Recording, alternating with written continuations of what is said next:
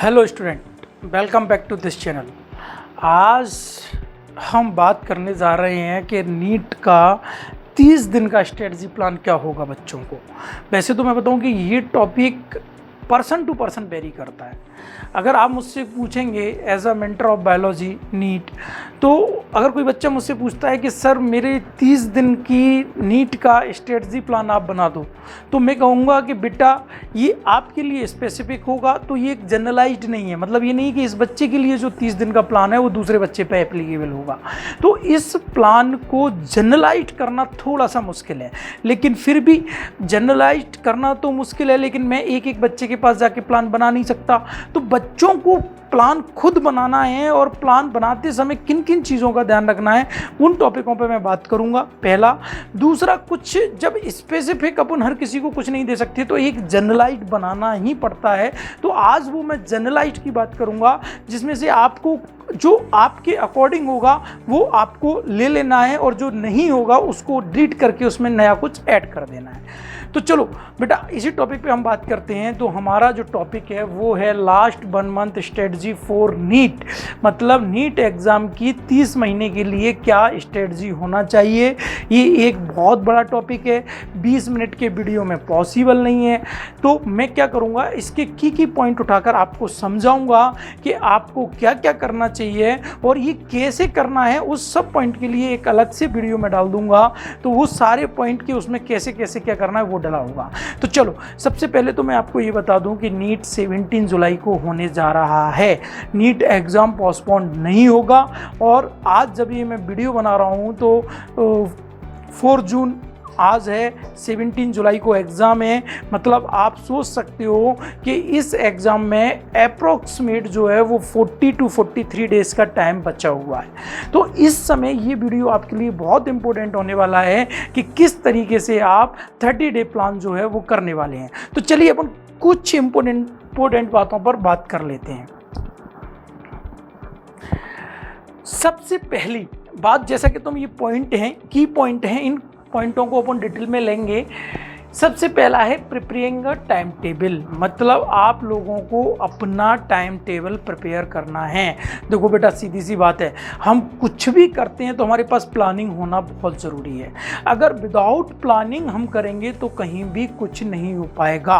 तो एक अलग से वीडियो है कि टाइम टेबल कैसे बनाए, उसमें इसी चीज़ को बहुत एलोबरेट किया गया है। लेकिन यहाँ पर हम थोड़ा सा ब्रीफ में बताएंगे कि टाइम टेबल प्रिपेयर अगर आपको करना है तो किन किन बातों को ध्यान रखना है। तो हम बात कर रहे हैं कि नीट एग्जाम की 30 डेज की प्लानिंग क्या होने जा रही है। और उसमें जो पहला चीज़ है कि हर बच्चे को जो 17 जुलाई को एक युद्ध लड़ने जा रहा है, एग्जाम देने जा रहा है, वो उसके लिए ज़िंदगी आगे क्या होगी उसको वो डिसाइड करने जा रहा है। तो उसके लिए उसके पास एक टाइम टेबल होना चाहिए। और ये टाइम टेबल बनाते समय आपको एक बात बहुत इंपॉर्टेंट दिमाग में रखना है, सोचना है कि आपका स्ट्रॉन्ग पॉइंट सब्जेक्ट का क्या है और वीक पॉइंट क्या है।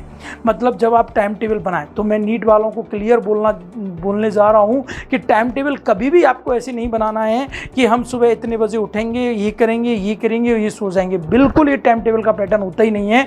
अगर एक अच्छे स्टूडेंट को अगर कोई टाइम टेबल बनाना है तो उसका सबसे बड़ा पैटर्न होगा कि उसकी सब्जेक्ट में कौन कौन से स्ट्रॉन्ग पॉइंट हैं, कौन कौन से वीक पॉइंट हैं, और जो स्ट्रॉन्ग पॉइंट है उनको स्ट्रॉन्ग बनाए रखने के लिए उसे कितना टाइम देना है, और जो वीक पॉइंट है उन वीक पॉइंट को स्ट्रॉन्ग में कन्वर्ट करने के लिए उसे कितना टाइम देना है। और ये दोनों बातों को जब वो बैलेंस करेगा फिर अपने टाइम टेबल में लाएगा। और टाइम टेबल बनाते समय अगर आप नीट के स्टूडेंट हो तो आपको केवल टाइम टेबल में ये देना है कि मुझे फिजिक्स को कितना टाइम देना है, केमिस्ट्री को कितना टाइम देना है, और बायोलॉजी को कितना टाइम देना है। एक आपको पहले डिसाइड करना है कि अगर मेरे पास 24 आवर्स हैं और नीट में 30 दिन का टाइम बचा है, तो बेटा आपको कम से कम अपना स्टडी हावर 16 to 18 रखना ही पड़ेगा। मतलब मैं ये बिल्कुल बोल रहा हूँ। अगर इसमें बच्चा कहेगा कि भैया कैसे पॉसिबल है, तो 16 आवर्स तो आपको रखना ही रखना है। 18 नहीं कर पाओ कोई प्रॉब्लम नहीं है, पर 16 करना है कि ओनली 2 आवर्स में आपको अपनी ये सारी एक्टिविटी करना है। 6 आवर्स की स्लीपिंग करना ही करना है। मतलब कहने का 16 हमारे टाइम पे तो हम लास्ट के दिनों में बिल्कुल भी वो नहीं करते थे और 16 से 18 घंटे निकालना ही निकालना हमारा टारगेट रहता था।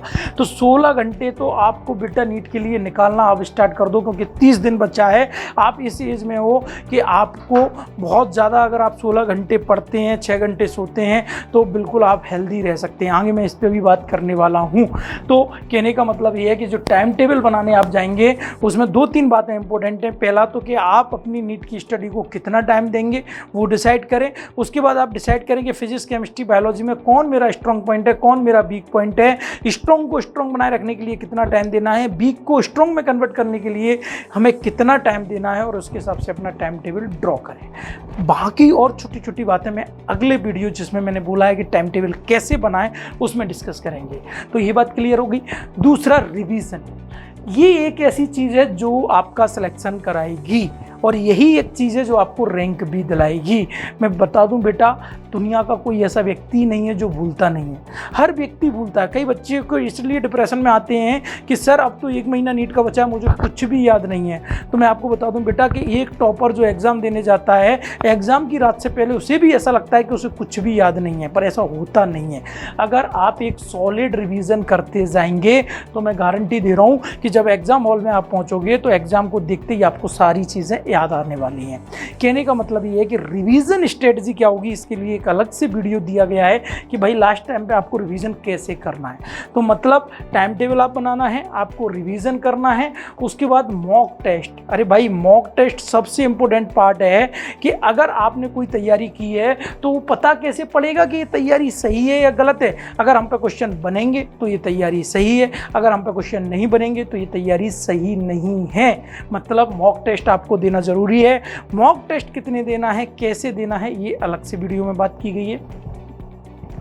लर्निंग फ्रॉम योर मिस्टेक, ये सबसे मेन चीज़ है। अगर आप टाइम टेबल आपने बना लिया है, रिवीजन आप कर रहे हैं, मॉक टेस्ट आप दे रहे हैं, लेकिन ये सब करने के बाद कहाँ गलती हो रही है, कितनी गलती हो रही है, वो कैसे सुधारी जाएगी, अगर उस पर वर्क नहीं होगा तो आपके ये तीनों काम करने का कोई मतलब नहीं निकलेगा। मतलब हमको इन मॉक टेस्ट में, इस रिवीजन में या इस टाइम टेबल में कुछ भी गलती हमसे हुई है जिससे हमारे नंबर इंप्रूव नहीं हो पा रहे हैं मॉक टेस्ट में, उन गलतियों से अपने को सीखना है। और सीखना ही नहीं है, उन गलतियों पर वर्क भी करना है और उनको हमेशा के लिए ख़त्म कर देना है। अगर बेटा आप इस पैटर्न से काम करेंगे तो मैं गारंटी दे सकता हूं कि 30 दिन में आप एक अच्छा नीट का रिजल्ट लाएंगे। और लास्ट पॉइंट है स्टे फिट। ये सबसे इम्पोर्टेंट पॉइंट है। अगर आप ये चारों चीज़ें कर रहे हैं लेकिन आप फिट नहीं हैं, आपका मेंटल लेवल अच्छा नहीं है और इवन आप अपनी बॉडी को फिट नहीं रख पाए हैं, तो कहीं ना कहीं आपकी ये सारी चीज़ें बेकार होने वाली हैं। एक एग्जांपल से मैं आपको समझा देता हूँ कि मान लो आपने एक बहुत अच्छी तैयारी की और आपको पता है कि मेरे को पेपर में सारे क्वेश्चन बन रहे हैं, मेरा कोई भी वीक पॉइंट नहीं है, सब कुछ स्ट्रॉन्ग है, लेकिन पेपर की एक रात पहले अगर आप बीमार हो जाते हैं, पेपर से 7 दिन पहले आप बीमार हो जाते हैं और इतने बीमार हो जाते हैं कि पेपर दे पाएंगे कि नहीं इसमें भी डाउट रहता है, तो आपकी तैयारी बेकार है। तो कहने का मतलब ये है कि ये जो लास्ट का 1 महीना है इसमें सब कुछ भी करना है पर फिट भी रहना है। तो ये भी आपको यहाँ पर मेंटेन करना पड़ेगा बेटा। तो ये की पॉइंट मैंने आपको बता दिए कि लास्ट 30 दिन में आपको कैसे काम करना है। इन सब की डिटेल वीडियो आपको हमारे चैनल पर मिल जाएंगे, वो भी आप देख सकते हैं। तो थैंक यू वेरी मच। आपको पता चल गया होगा कि हमको कैसे और क्या करना है।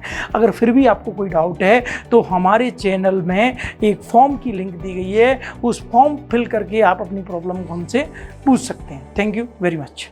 I hope you like this video. For more such videos, keep watching our channel and do not forget to like, share and subscribe.